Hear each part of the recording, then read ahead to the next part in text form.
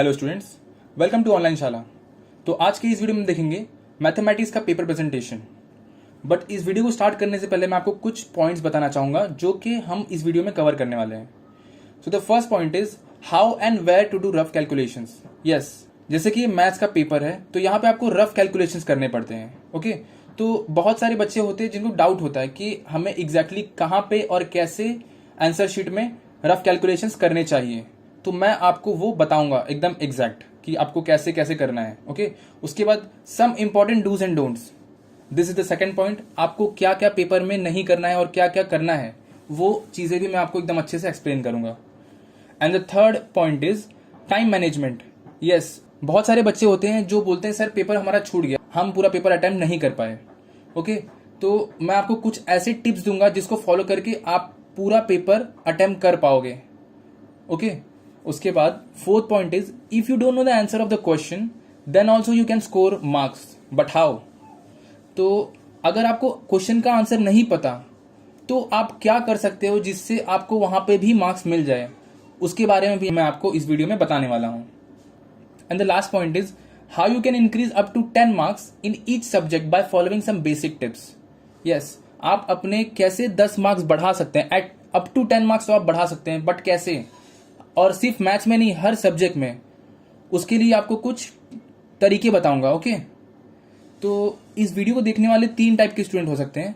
पहले वो जिन्होंने साल भर अच्छे से पढ़ाई करी होगी डेडिकेशन से, दूसरे वो जिनको एटलीस्ट आधा तो एटलीस्ट पढ़ा होगा, और third type of students are जिन्होंने अब तक पढ़ाई शुरू ही नहीं की है। ओके, तो अगर आप इन तीनों में से किसी भी कैटेगरी में आते हैं then this video is for you. आपको इस वीडियो से जरूर कुछ ना कुछ ऐसा मिलेगा जो आपको बोर्ड एग्जाम में बहुत ही ज्यादा हेल्पफुल होगा। Okay, so make sure to watch the video till the and.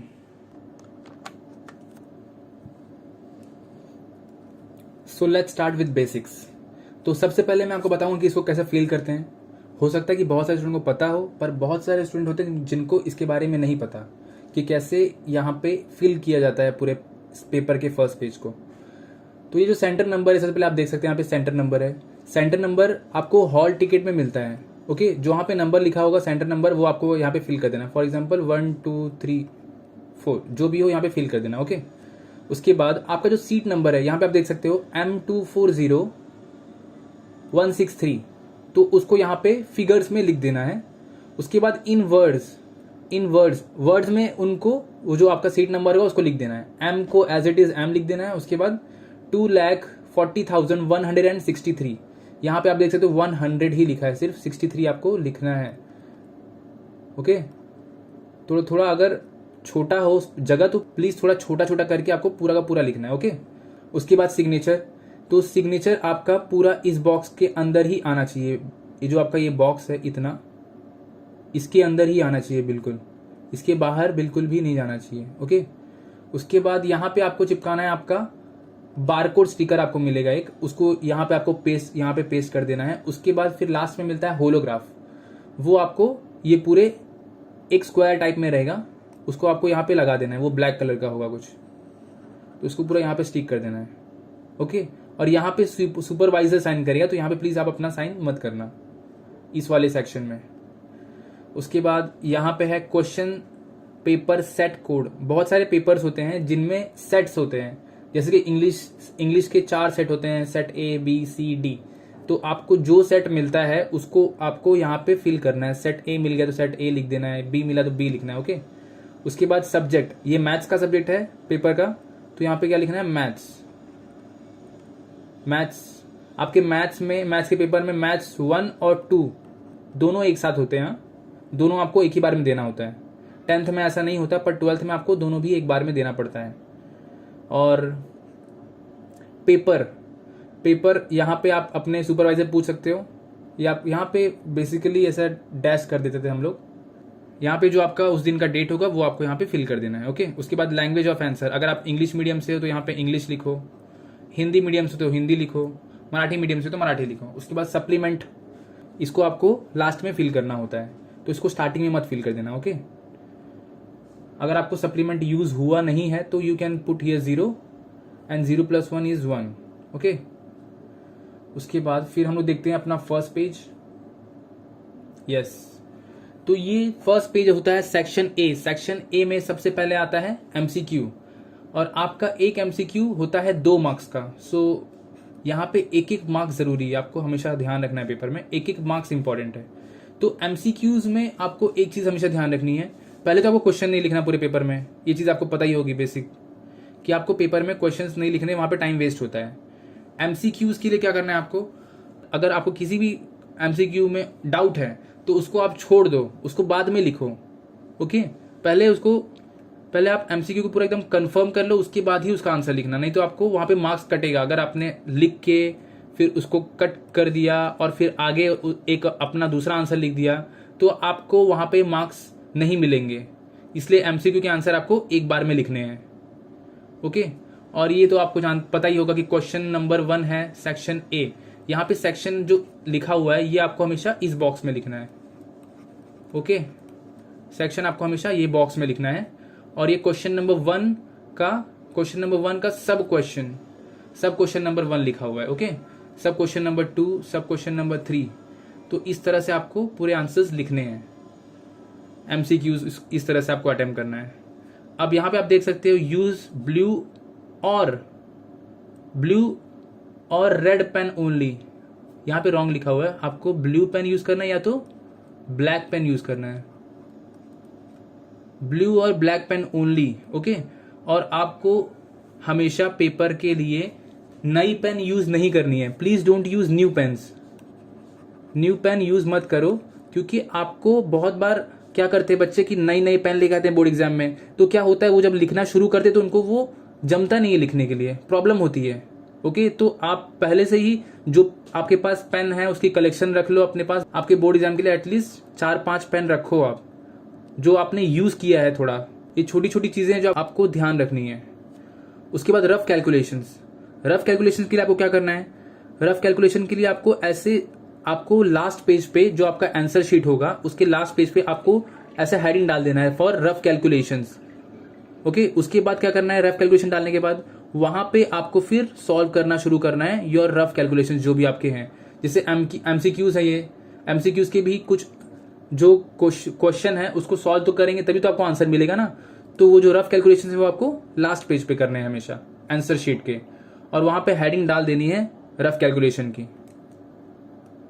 उसके बाद फिर हम देखते हैं ये क्वेश्चन नंबर 2 का जो ये है यहाँ पे लिखा गया सेकंड बॉक्स में, ये जो मेन बॉक्स है यहाँ पे लिखा गया। फिर ये क्वेश्चन नंबर 2 सॉल्व करने शुरू किया, डायरेक्टली क्वेश्चन उसका आंसर।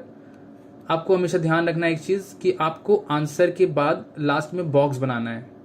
इससे क्या होगा कि जो आपका मॉडरेटर है जो आपका पेपर चेक कर रहा है तो उसको डायरेक्टली प्रॉब्लम नहीं होगी, डायरेक्ट उसको आपका आंसर मिल जाएगा, तो वो आपको बहुत ही इजीली मार्क्स दे देगा। ओके, और ये आप देख सकते हो आपको हमेशा क्वेश्चन के फाइनल आंसर जो होता है उसको इन वर्ड्स लिखना है। इन वर्ड्स ये देख सकते हो आप, यहाँ पे फाइनल आंसर लिखा गया है। तो इस चीज को आपको हमेशा ध्यान में रखना है। The truth value of P and Q is T। तो यहाँ पे ये लिखा हुआ है तो आपको भी इस तरह से लिखना है। ओके, फिर उसके बाद हम लोग देखते हैं आगे। उसके बाद आगे आप देख सकते हैं यहाँ पे जो थर्ड क्वेश्चन है उसका यहाँ पे सब क्वेश्चन नंबर 3 लिख के उसके बाद ये पूरा आंसर सॉल्व कर दिया है। ओके, तो यहाँ पे आप देख सकते हो, आपको ये चीज हमेशा ध्यान देनी है। यहाँ पे स्टूडेंट को ऐसा लिखना चाहिए था dy by dx is equal to जो फाइनल आंसर है वो, और फिर एक बॉक्स बनाना था। ओके, तो आपको ये चीजें छोटी छोटी ध्यान में रखनी है, आपको फाइनल आंसर को अच्छी तरह से लिखना है। उसके बाद ये क्वेश्चन है, तो यहाँ पे देख सकते हो आप, इसने बॉक्स बनाया है यहाँ पर फॉर फोर्थ क्वेश्चन। तो आपको यहाँ पे 4 क्वेश्चंस होते हैं in question number 2 of section A. फिर आ गया सेक्शन बी। सेक्शन बी यहां पर लिखा हुआ है, आपको क्या करना है, सेक्शन बी को इस बॉक्स में लिखना है, सेक्शन बी।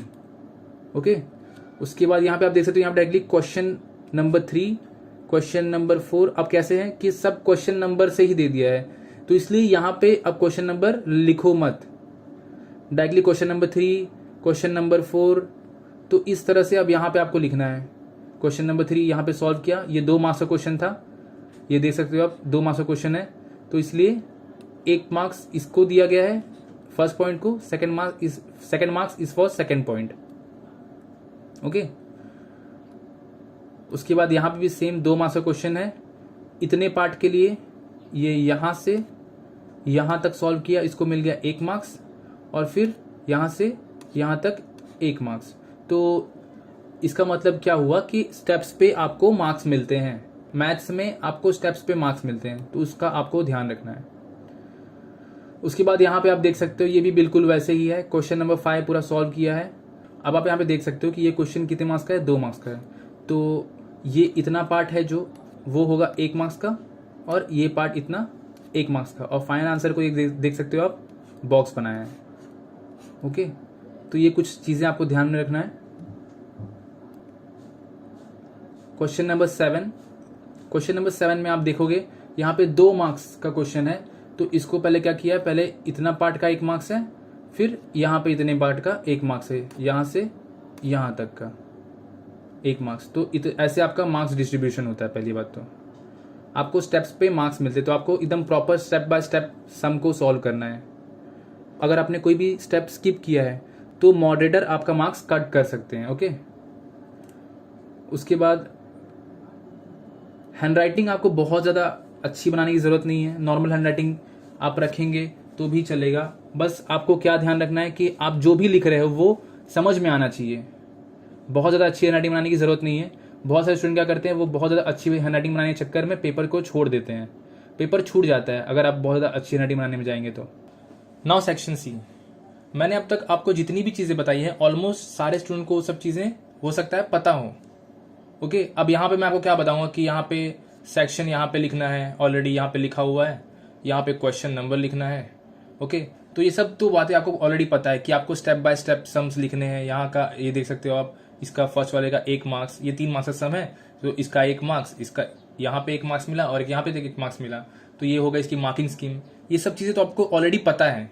ओके, और अगर आपको नहीं पता, अगर बेसिक चीज़ें आपको नहीं पता, तो मैंने जो इंग्लिश पेपर प्रेजेंटेशन का हमारा वीडियो है उसमें मैंने एकदम बेसिक चीज़ें बताई हैं, उसको आप वो वीडियो पूरा देखोगे, आपको बहुत सारी चीज़ें समझ में आएंगी जो आपको नहीं पता होंगी। Okay, so please make sure to watch that video. मैं यहाँ पे वो चीज़ें वापस से रिपीट नहीं करूँगा, यहाँ पे मैं आपको कुछ नई चीज़ें बताने वाला हूँ। तो मैंने आपको स्टार्टिंग में वीडियो क्या बोला था कि अगर आपको कोई क्वेश्चन नहीं आता तो उसको आप कैसे वहाँ पे मार्क्स गेन कर सकते हो। तो यहाँ पे आप देखेंगे अगर, तो यहाँ पे अगर आप देखेंगे, ये हमारा फर्स्ट 15 क्वेश्चन नंबर 15 है। यस, ये क्वेश्चन नंबर 16 है। ओके, तो ये क्वेश्चन सेक्शन 3 का है, तो ये 3 मार्क्स का है। ओके, सेक्शन सी का ये 3 मार्क्स का क्वेश्चन है। तो अगर आपको ये क्वेश्चन का आंसर नहीं आता तो इसको आप क्या कर सकते हो, आप क्वेश्चन को अटेम्प्ट करो। सबसे पहले आपको पूरा पेपर A to Z जितना आता है उतना पहले पूरा पेपर लिखो। ओके, वो लिखने के बाद अब आपके पास टाइम बचा हुआ है, तो आपको क्या करना है कि आपको एक्स्ट्रा जो क्वेश्चंस पड़े हुए हैं, जो आप जिसका आपको एटलीस्ट फॉर्मूला पता है, या आपको पता है कि इस क्वेश्चन में डायग्राम है जो मुझे पता है, सम तो नहीं आता मेरे को पूरा, लेकिन थोड़ा बहुत मुझे पता है इसके बारे में, तो क्या करो आप उसको लिखो। जैसे क्वेश्चन नंबर 16 है, ये मेरा पेपर पूरा हो चुका है, उसके बाद मैं अटेम्प्ट करना शुरू कर रहा हूँ। ओके, तो 16 क्वेश्चन नंबर मैंने लिखा, उसके बाद यहाँ पे ये जो डायग्राम है उसको मैंने बना दिया, पेंसिल और स्केल से अच्छे से आपने डायग्राम बना दिया। उसके बाद आपको क्या करना है, सबसे पहले जो गिवन दिया होता है, यहाँ पे देखो अजम्पशन लिखा है यहाँ पे, पहले अजम्पशन का ही आप देख सकते हो यहाँ पे 1 मार्क्स मिल गया। ओके, तो ऐसे ही आप कोशिश करो 2-3 स्टेप वहां पे लिख दो। एक है अजम्पशन लिखा यहाँ पे, let us take the angle of triangle ABC, जो भी था अजम्पशन वो लिखा। उसके बाद फिर यहाँ पे आप देख सकते हो जो भी गिवन है वो थोड़ा बहुत लिखा। फिर बेसिक्स 1-2 फॉर्मूला जो थे, sine cos A is equal to H by B, sine A is equal to Y by B, ये थोड़े बहुत फॉर्मूलाज लिख दिए जो भी रिलेवेंट, जो सम में अगर आपको थोड़े बहुत 1-2 स्टेप भी आते हैं तो उसको अटेम्प्ट करो। ओके, तो इससे क्या होगा, अगर ये 3 मार्क्स का सम है तो आपको कहीं ना कहीं 1 मार्क्स जरूर मिल जाएगा उससे। अगर आपको 1 मार्क्स यहां मिल गया, 5 आपने अटेम्प्ट किया, एटलीस्ट आपको 4 तो मार्क्स मिलेगा, 4 मार्क्स तो मिलेगा ना। तो ऐसे करके आप थोड़े बहुत मार्क्स और गेन कर सकते हो।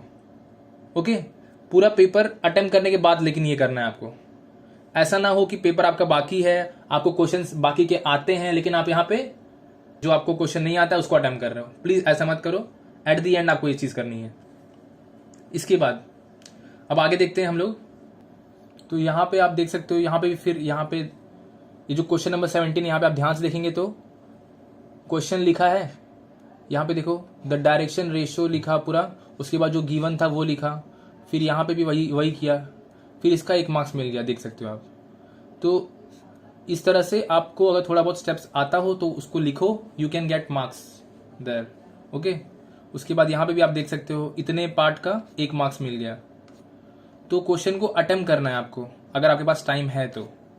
ये देख सकते हैं आप, यहाँ पे इतना यहाँ पे मार्क्स इस पार्ट पे मिला। तो आपको गिवन लिखना है, उसके बाद थोड़ा जो कंसिडरेशन होगा वो लिखना है, और फॉर्मूला अगर आता है आपको सम का तो उसको भी लिख दो, और थोड़ा ट्राई करो सॉल्व करने का सम को।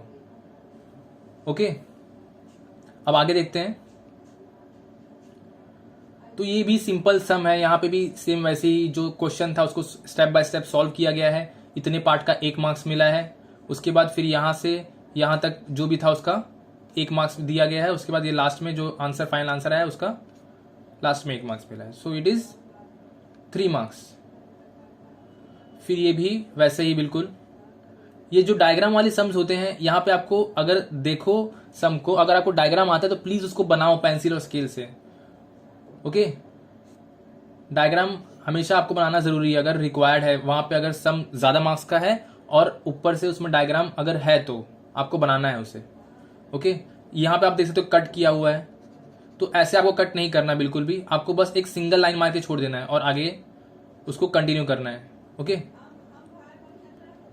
उसके बाद आप देख सकते हैं सेक्शन डी आ गया। तो ये भी सेम उसकी तरह ही है, बिल्कुल स्टेप बाय स्टेप आपको सम सॉल्व करना है। क्वेश्चन, सेक्शन, ये सब चीजें आपको ऑलरेडी पता है, तो ये सब चीजें मैं आपको बार बार नहीं बताऊंगा।